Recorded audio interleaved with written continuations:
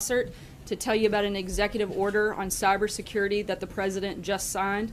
He'll take a few of your questions, and respectfully, I ask that you keep your questions for him on the topic of the executive order. And don't worry, I'll come back and answer all of the rest of your pressing questions as soon as he wraps up. So with that, I'll turn it over to Tom. Thanks. Thank you, Sarah. Thank you very much for your time. A couple of things positive to report today, and the first is that President Trump about an hour ago signed an executive order on cybersecurity. And that executive order, among other things, is going to keep his promise that he has made to the American people to keep America safe, including in cyberspace. I'd like to do a few things. I'll promise you that we distribute the executive order, but if I could, I'll preview the executive order for you, walk you through its three primary sections, some of its wave tops, and then take your questions. Among other things, at least as an observation from me, I think the trend is going in the wrong direction in cyberspace, and it's time to stop that trend and reverse it on behalf of the American people. We've seen increasing attacks from allies, adversaries, primarily nation states, but also non-nation state actors, and sitting by and doing nothing is no longer an option. So President Trump's action today is a very heartening one. There are three sections. They're in priority order in a sense. The first priority for the president and for now our federal government is protecting our federal networks. I think it's important to start by explaining that we operate those federal networks on behalf of the American people, and they often contain the American people's information and data. So not defending them is no longer an option. We've seen past hacks and past efforts that have succeeded, and we need to do everything we can to prevent that from happening in the future. So a few things on federal networks. We have practiced one thing and preached another. It's time for us now, and the president today has directed his departments and agencies to implement the NIST framework. It's a risk reduction framework. It is something that we have asked the private sector to implement and not forced upon ourselves. From this point forward, departments and agencies shall practice what we preach and implement that same NIST framework for risk management and risk reduction.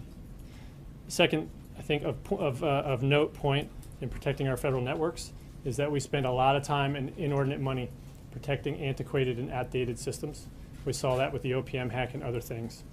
From this point forward, the president has issued a preference from today forward in federal procurement on federal IT for shared services. We've got to move to the cloud and try to protect ourselves instead of fracturing our security posture. Third point I'd make is that the executive order directs all its departments and agency heads to continue its key roles, but it also centralizes risk so that we view our federal IT as one enterprise network. If we don't do so, we will not be able to adequately understand what risk exists and how to mitigate it. A number of thoughts on that. Among other things, that is going to be a very difficult task. So modernizing is imperative for our security, but modernizing is going to require a lot of hard, good governance. And responsible for that today is the President's Technology Council. The President's American Technology Council is going to run that effort on behalf of the President here out of the White House. And we have great hope that there'll be efficiencies there, but also security. And I would probably note to you that other countries have taken 2 or 3 years to learn what we just came up with in 2 or 3 months, and that is that we can't promote innovation without first thinking through risk reduction.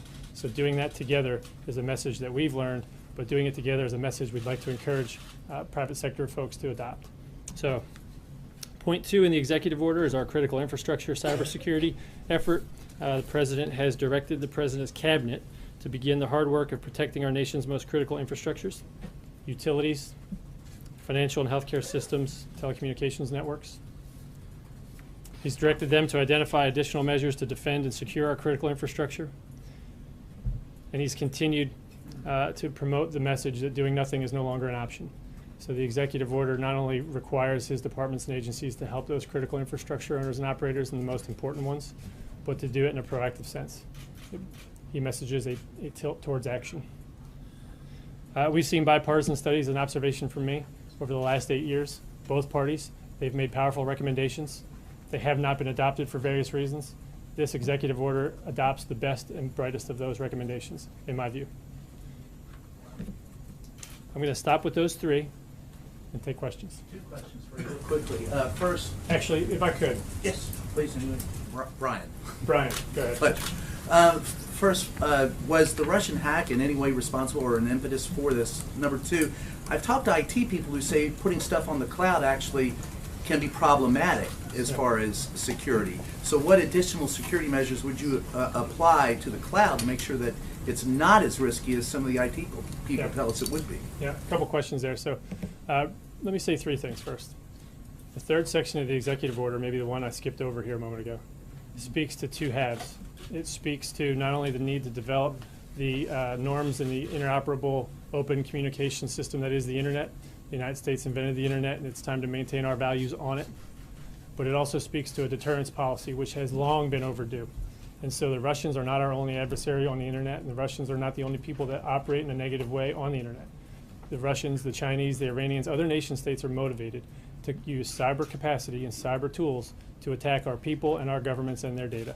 And that's something that we can no longer abide. We need to establish the rules of the road for proper behavior on the internet, but we also then need to deter those who don't want to abide by those rules. So to answer your first question is, no, it wasn't a Russian motivated issue. It was a United States of America motivated issue. And the second question about the cloud and security on the cloud. IT people say if we don't move to shared services, we have 190 agencies that are all trying to develop their own defenses against advanced protection and collection efforts. I don't think that that's a wise approach. There's always going to be risk. And so your question is, are we still at risk? Yes. I'm not here to promote for you that the president has signed an executive order and created a cyber secure world and a Fortress USA. That's not the answer. But if we don't move to secure services and shared services, we're going to be behind the 8 ball for a very long time. Thank you. You're welcome. Thanks so much. You said sitting around doing nothing. Is it your contention that the Obama administration, that was its approach to cybersecurity, sitting around and doing nothing? Question one. Number two, you talked about one enterprise network. Does that mean every system throughout the federal government, under this executive order, the ambition is to make them all the same or protected in the same way? No. So I'll answer them in reverse order if I can. What we need to do is view the federal government as an enterprise, as opposed to just viewing each department and agency as its own enterprise. So the Department of Homeland Security and Secretary Kelly will play a large and leading role in this effort in implementing the President's executive order. Has an enterprise, and their enterprise network covers 340 or so thousand employees and their contractors and so forth. They are responsible, and that secretary of each department and agency will remain responsible for securing those networks. But we need to look at the federal government as an enterprise as well, so that we no longer look at OPM and think, well, you can defend your OPM network with the money commensurate for the OPM responsibility. OPM, as you know, had the crown jewel, so to speak, of our information on all of our background and security clearances. So what we'd like to do is look at that and say that is a very high risk, high cost for us to bear. Maybe we should look at this as an enterprise and put collectively more information in protecting them than we would otherwise put into OPM, looking at their relevant importance to the entire enterprise. Not just their budget, but based on what they do. So each department and agency has a responsibility to protect its own networks, but they now have a responsibility to identify their risk to the White House, to the president, so that we can look at what they've done, and just as importantly, what risk they know they're accepting, but not mitigating. There's a lot of identified risk, but there's also a lot of identified and not remediated risk. So that mitigation strategy is going to have to come through a centralized place. We've seen other countries, Israel and others, adopt a centralized view of risk management and risk acceptance decisions. So that's the answer to your question. The second question, though, maybe is that doing nothing. Yeah. So was that the previous administration's approach from your vantage point? Yeah. No, I think that the observation is that we have not done the basic block and tackling, right? Of thinking of the internet as something that the American people benefit from. I think what we've done is focus on the federal IT portion of it. I think that a lot of progress was made in the last administration, but not nearly enough. I think we're going to change that. And I think looking at this from the perspective of a deterrent strategy, to be honest, yes. I think the last administration should have done that, had an obligation to do it, and didn't. A little bit about deterrence. I was wondering if the administration has a view on what might constitute an act of war with regard, what kind of cyber attack might constitute an act of war.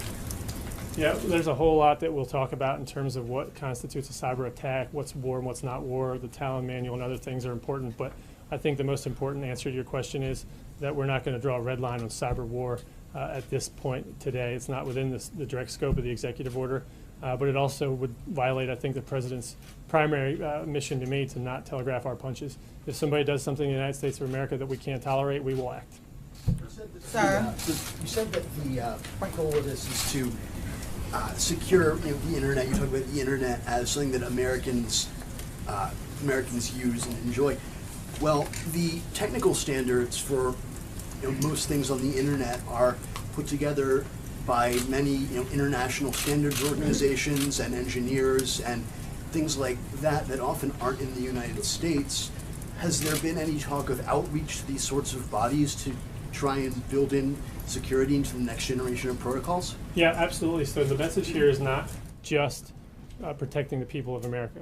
We have an America First perspective, but the idea of having like-minded people with similar viewpoints, like our allies, developing with us the open, operable internet is something key to figuring out how we will define what is and is not acceptable. We can't cut off the internet at our borders and then expect it to operate in a viable way. And if there are good ideas coming out of Germany, then we'll take them. If there are good ideas coming out of Peoria, we'll take them as well. Council, you mentioned What is the American Technology Council a short time ago. We really don't have much of an indication if there's any going to be like significant Silicon Valley or tech leaders who are going to be coming here. We know that there have been reports the president's had a few phone calls with someone like Mark Zuckerberg. Can you enlighten us a bit? Who can we expect to see here coming to the White House next month? Can we expect to see someone like Mark Zuckerberg working closely with the administration when it comes to that council? Yeah, so let me go backwards a little bit. Instead of telling you who the president did and didn't talk to, I'll probably get that wrong anyway. I'll tell you that there's a lot to be learned from private industry. And among other things, that stuff needs to come into the White House in the appropriate way. And so we talk on a regular basis to leaders, some that are technical leaders, some that are business leaders.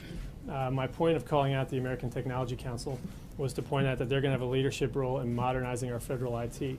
And that has a lot of reasons, right? There's efficiencies and cost savings that are beyond just security. So this executive order speaks to the security component of it. And I would direct you then to the American Technology Council and their efforts as you look through and think about those other efficiencies. But, as an example, we've heard numbers that suggest the federal government spends upwards of $40,000 per employee on their IT service costs. And that is so out of line with private industry that Secretary Ross and others would probably have a very easy time buying and making a lot of money off of a company that so poorly invested their dollars. And so I think you'll see that innovation come from that group of leaders and thoughtful people.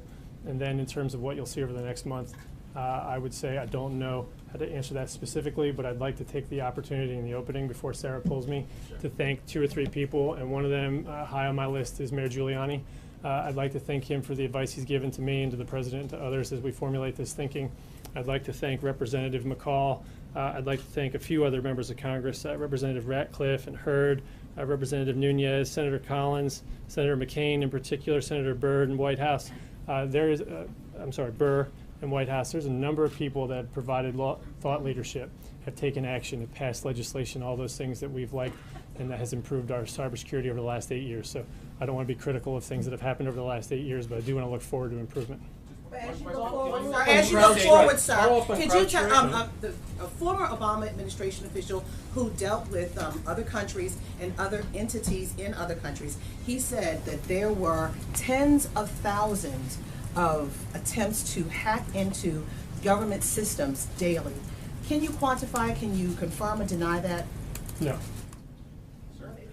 No. The answer for no is that we see that happen, and we then start getting into a numbers game.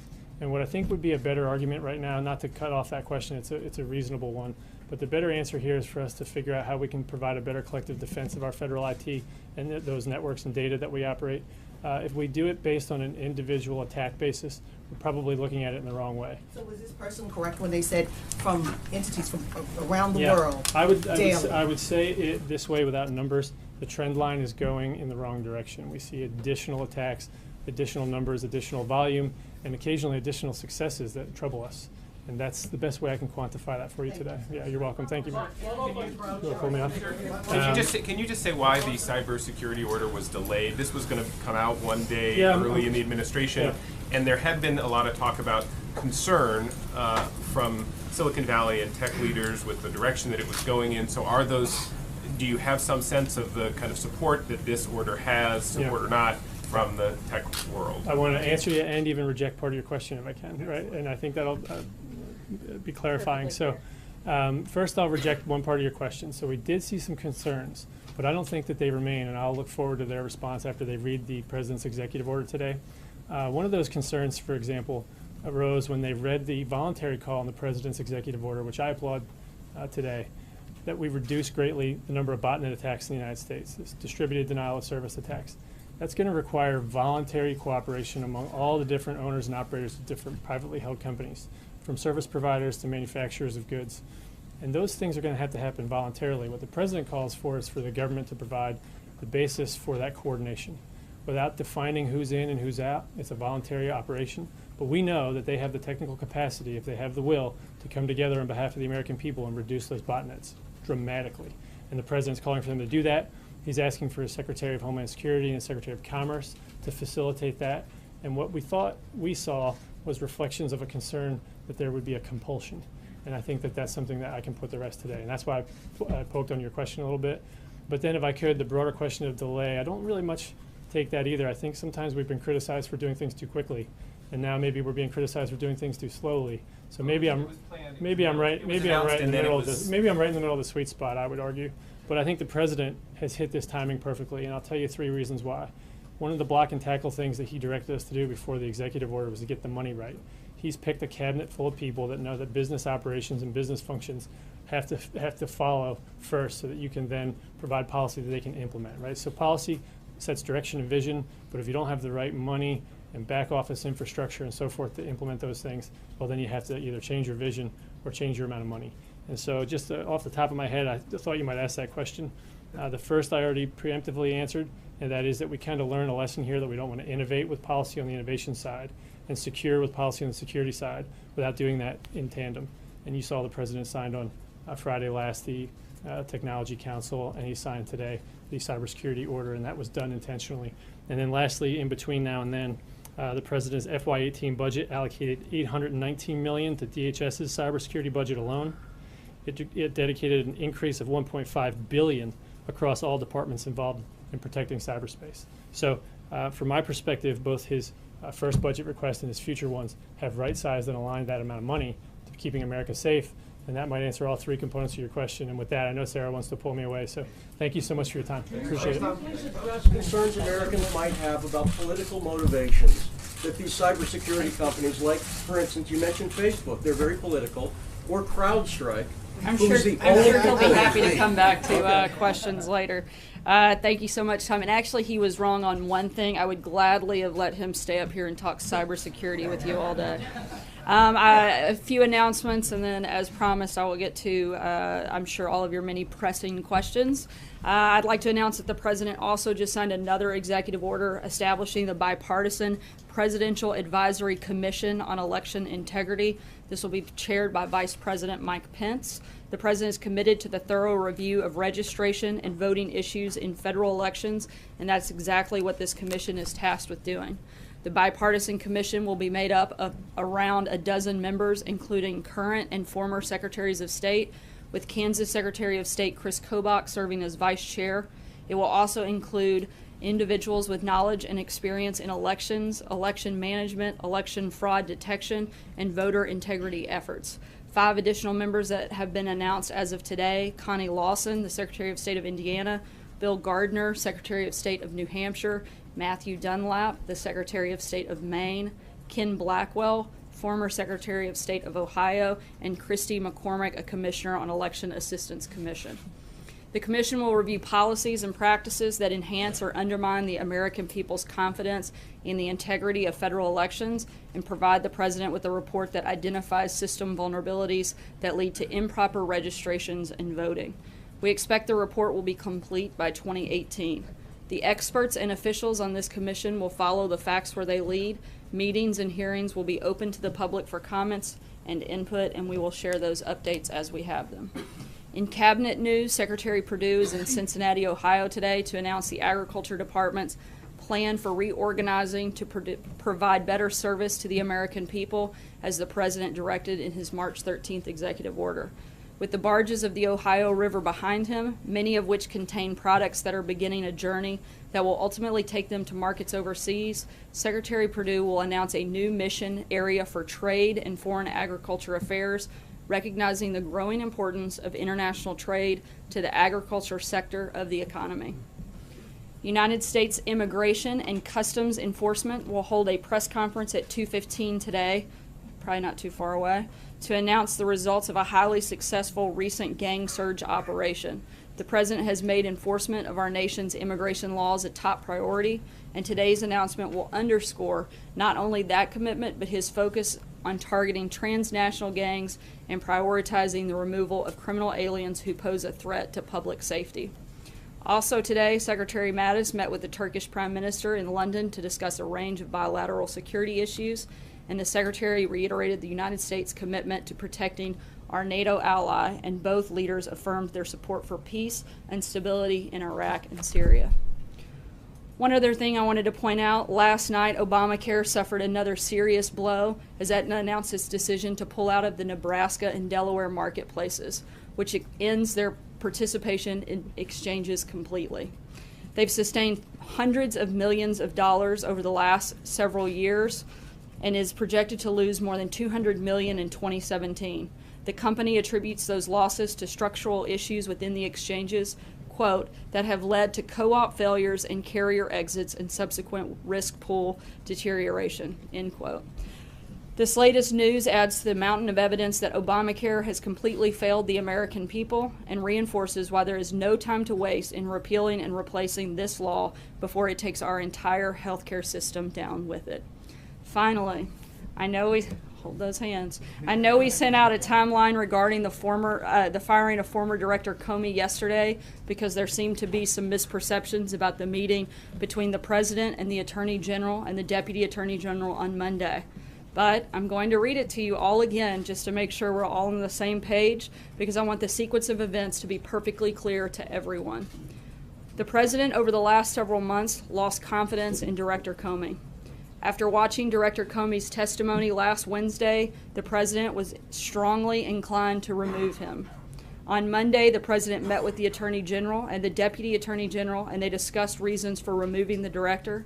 The next day, Tuesday, May 9th, the Deputy Attorney General sent his written recommendation to the Attorney General, and the Attorney General sent his written recommendation to the President. Hopefully that clears up some of those things. And with that, I will take your questions. Steve Holler. Sarah, why did the Lester Holt interview the President just had made a number of remarks? Why did the President think that James Comey was a showboat and a grandstander? I think probably based on the numerous appearances that he made, and I think that it's probably pretty evident in his behavior over the last year or so with the back and forth, and I think that it speaks pretty clearly.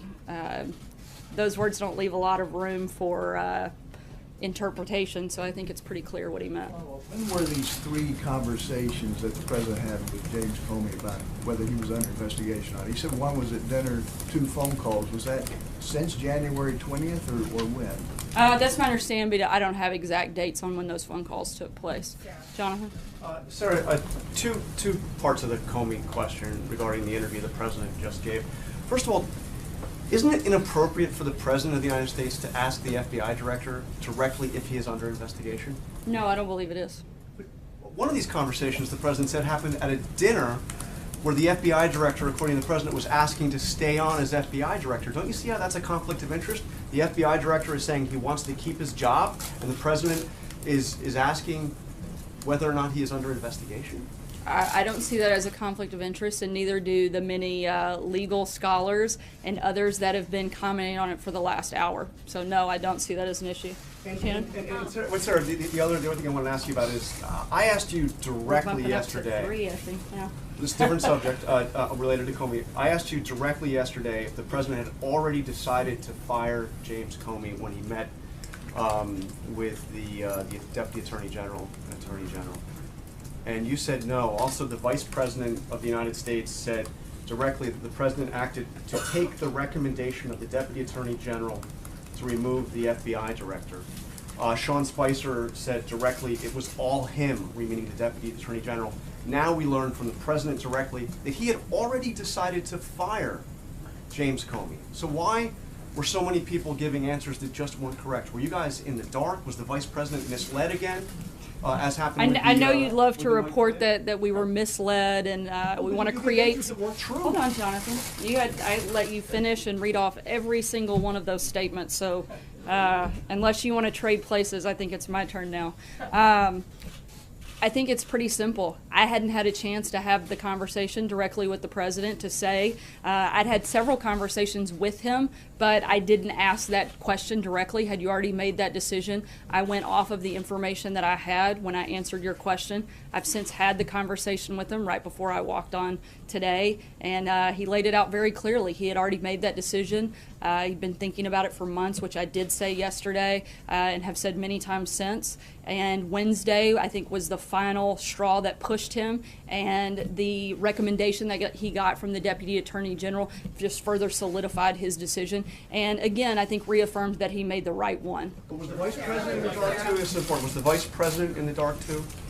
Nobody was in the dark, Jonathan. You want to create this false narrative. If we want to talk about contradicting statements and people that were maybe in the dark, how about the Democrats? Let's read a few of them. You want to talk about them? Here's what Democrats said not long ago about Comey. Harry Reid said Comey should resign and be investigated by the Senate. Senator Chuck Schumer said, I don't have confidence in him any longer. Senator Bernie Sanders said it would not be a bad thing for the American people if Comey resigned. Nancy Pelosi said Comey was not in the right job. Former DNC chair Debbie Wasserman Schultz said that she thought Comey was no longer able to serve in a neutral and credible way. President Obama's advisor Valerie Jarrett reportedly urged him to fire Comey. Just yesterday, Representative Maxine Waters said that Hillary Clinton would have fired Comey. If you want to talk about people in the dark, our story is consistent. The president is the only person that can fire the director of the FBI. He serves at the pleasure of the president. The president made the decision. It was the right decision. The people that are in the dark today are the Democrats. They want to come out, they want to talk about all of these, they love Comey and how great he was. Look at the facts. The facts don't lie. Their statements are all right there. I think it's extremely clear that, and frankly, I think it's kind of sad. In Washington, we finally had something that I think we should have all been able to agree on, and that was that Director Comey shouldn't have been at the FBI, but the Democrats want to play partisan games, and I think that's the most glaring thing that's being left out of all of your process stories. John Roberts. Sarah, you said from the podium yesterday that Director Comey had lost the confidence of the rank and file of the FBI. On Capitol Hill today, the acting director of the FBI, Andrew McCabe, directly contradicted that. What led you in the White House to believe that he had lost the confidence of the rank and file of the FBI when the acting director says it's exactly the opposite? Well, I can speak to my own personal experience. I've heard from countless members of the FBI that are grateful and thankful for the president's decision, and I think that we may have to agree to disagree. I'm sure that there are some people that are disappointed, but I've certainly heard from a large number of individuals, and that's just myself, and I don't even know that many people in the FBI. And if I could, just to what you were saying about the Democrats. Clearly, they didn't like James Comey too much after the October 28th pronouncement that he was reopening the investigation into Hillary Clinton's emails. Their point now is that the timing is different, that this was in the middle of an investigation. Do they have a point? Not at all, and I think Mr. McCabe made that point far better than I could today when he said that there's been no impediment to the investigation. And as I said before, any investigation that was taking place on Monday is still taking place today. So I think that's, again, another sad story by the Democrats that they're trying to peddle. Mara. Thank you. Another comment from the hearing today. The acting Deputy Attorney General said, McCabe said that he considers the investigation into Russian meddling in the election to be highly significant. In the past, the president has said that the investigation was a hoax, and he's questioned even recently whether maybe it wasn't Russia, it might have been China. Does the president consider this investigation to be highly significant? Look, I think he would love nothing more for this investigation to continue to its completion. I think one of the reasons that the hoax component is the collusion component that has been the false narrative that you guys have been pushing for the better part of a year. I think that's the piece that he is repeatedly talking about being the hoax. But in terms of the threat to national security, does he take that seriously? Does he think that's significant? Putting aside the collusion question. Of course he takes national security seriously. I mean, to even hint that he doesn't, I think is to misunderstand this president completely. From the very moment that he stepped onto the campaign stage to the day that he took the oath of office to become president, he has talked about national security. He's made that one of the biggest priorities in the administration. You just saw Tom Bossert here talking about cybersecurity on all fronts, whether it's securing the border, whether it's protecting people abroad here. The president has been focused on national. During the election was a threat to U.S. national security. You know, I haven't had the chance to ask him about that. I think we're still waiting on the final conclusion of that investigation. He doesn't know. Look, I think any time we have somebody interfering with our election, that would be considered a problem, and I think the president would certainly recognize that. Matthew? Two questions. First, as has been mentioned, Vice President Pence yesterday said the firing was based on the recommendation of the Attorney General and Deputy Attorney General. We know now that that's not true. Was the Vice President misled again, or did he mislead the American people? I believe I've answered that question. Thank you. If you have, I don't think I caught it, because the Vice President said yesterday that the President chose to accept and support the decision of the Deputy Attorney General and Attorney General. He certainly accepted the Deputy Attorney. Yeah, but that doesn't mean that he wouldn't still accept his recommendation. I mean, they're on the same page. Like, why are we arguing about the semantics of whether or not he accepted it? They agreed. I mean, I'm not sure how he didn't accept the Deputy Attorney General's recommendation when they agreed with one another. So if I may just switch topics slightly. If the president knew he was going to do this, why ask for those memos to begin with? Why not just fire Comey? Why have these memos put out and then explain that he did it because of the memos, but then say that he was going to do it either way? I'm confused as to why we even got those memos. Look, I think he wanted to get the feedback from the Deputy Attorney General, who the director of the FBI reports to. Again, it further solidified the decision that he had made. The only person that can fire Comey was the president. He made that decision. It was clearly the right one, as evidenced by all of the comments, both by House and Senate Democrats, Republicans, and many people within the FBI. I think instead of getting so lost in the process, did this happen at 12:01 or 12:02? Did he fire him because he wore a red tie or a blue tie? He fired him because he was not fit to do the job. It's that simple. This shouldn't be a complicated process. The president knew that Director Comey was not up to the task. He decided that he wasn't the right person in the job. He wanted somebody that could bring credibility back to the FBI. That had been lost over the last several months. The president made that decision. He made it. He moved forward. It was the right one. I don't think that, you know, the back and forth makes that much difference. Sarah, did you call on me? Yes, I'm sorry. Okay, thank you. Sarah, going back to what you said about Democrats, yeah, there are some Democrats that say that Comey should have been fired, but they're questioning the timing. Why now? Even though the Deputy Attorney General did do that, they're questioning why now. He could have waited. I think that I've answered this. I hate to, again, just keep repeating myself, but we're kind of getting lost on the same questions here. He had decided that he wasn't fit. There's never going to be a good time to fire someone, whether it's on a Tuesday or a Friday. Day one when he comes in. He decided he wanted to give Director Comey a chance. He did, and he felt like he wasn't up to the task. And then last question. Monday, Sean Spicer, when he was at the podium, he said, after the testimony with Clapper and Yates, he said, you know, he talked about there was no collusion from what Clapper said, but he also said that there needs to be a timeline when the Russia investigation ends. And then yesterday, you said it should continue. Which one is it? Should it continue or should it end? Because Spicer said the president wanted it to end Monday, and now yesterday you said it should continue. I mean, I'm just trying to find out which one it is. I've said that we want it to come to its completion. We want it to continue until it is finished, which we would like to happen soon, so that we can focus on the things that we think most Americans, frankly, care a whole lot more about. I think the people in this room are obsessed with this story a lot more than the people that we talk to and we hear from every day. We'd like to be focused on the problems that they have. That's the point, is we'd love for this to be completed, but we also want it to be completed with integrity. And I think that was one of the other reasons, frankly, that I think that the decision the president made was the right one, because I think it adds credibility and integrity back to the FBI, where a lot of people, frankly, were questioning it. Sarah. Go ahead, Sue. We now know the president fired the FBI director with more than 6 years left on his tenure term because he was a showboat, a grandstander. How important is it that the next FBI director not be a showboat or a grandstander? And how important is it that this person show loyalty to the president? I think that the main factor that they're looking for is that they're loyal to the justice system, they're loyal to the American people.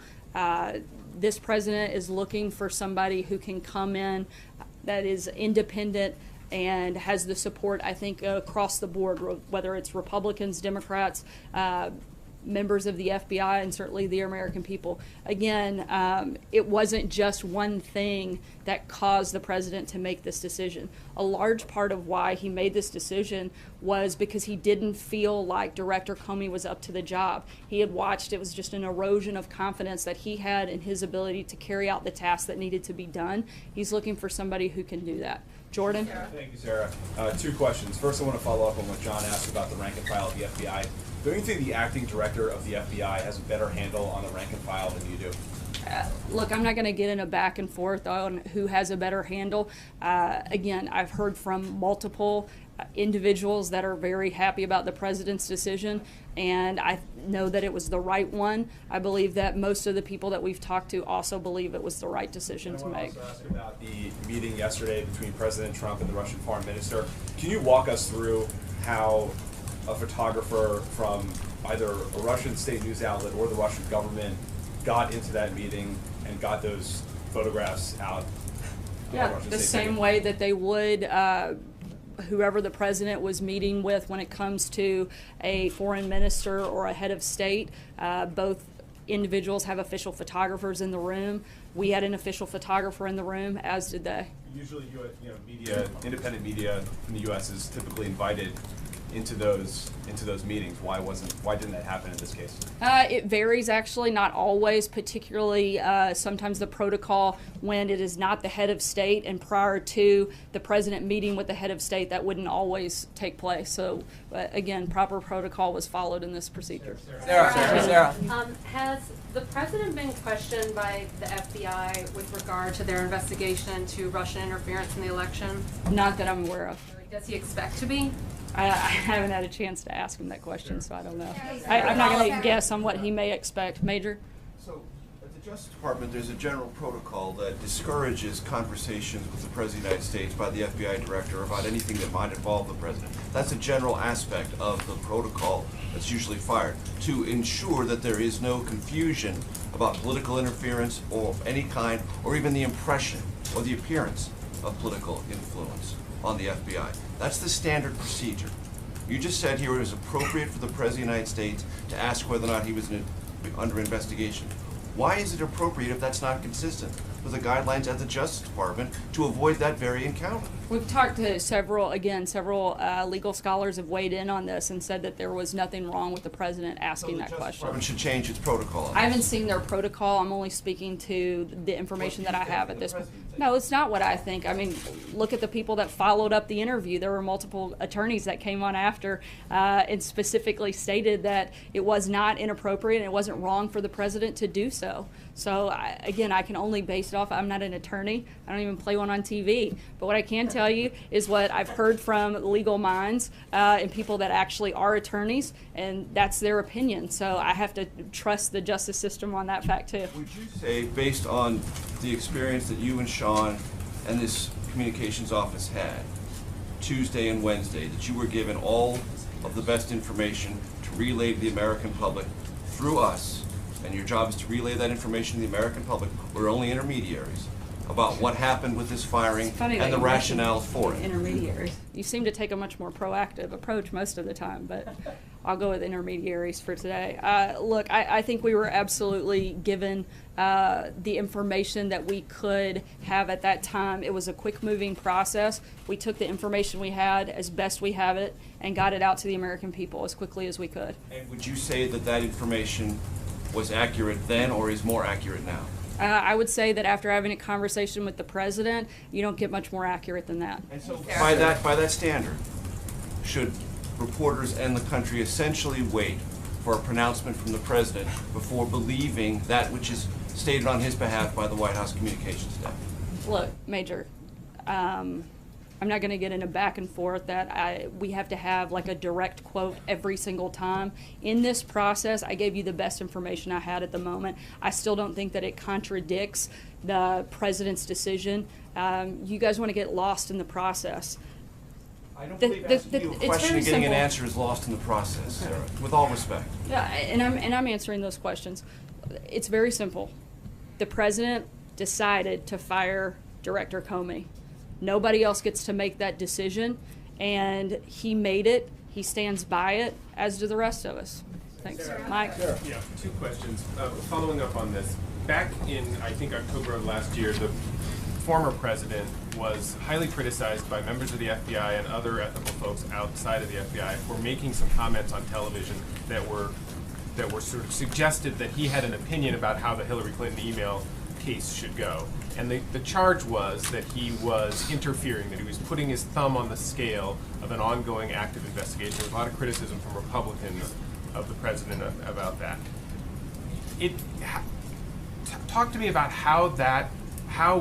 what this president did in his series of conversations with the FBI director doesn't go far beyond what former President Obama did. And to Major's point, how can you argue, regardless of maybe some pundits on TV who might be saying otherwise, how can you argue that that doesn't have an appearance of trying to influence an investigation that's actively going on? Look, I think the president's encouraged this investigation to take place and complete so that we can move forward. We've been as compliant as possible throughout the entire process. We will continue to do so. Nobody wants this investigation to go forward and complete and end with integrity more than the president. But people clearly know which way he wants it to come out, right? He's on the right side. I think that he wants it to come out. He's very well aware of the actions he has or hasn't taken. He knows he didn't take any action, and I think he's ready for the rest of you guys to understand that as well. And one last question, just to follow up on the FBI thing, and I'm not trying to be overly combative here, but you said now today, and I think you said again yesterday, that you personally have talked to countless FBI officials, employees, since this happened. Correct.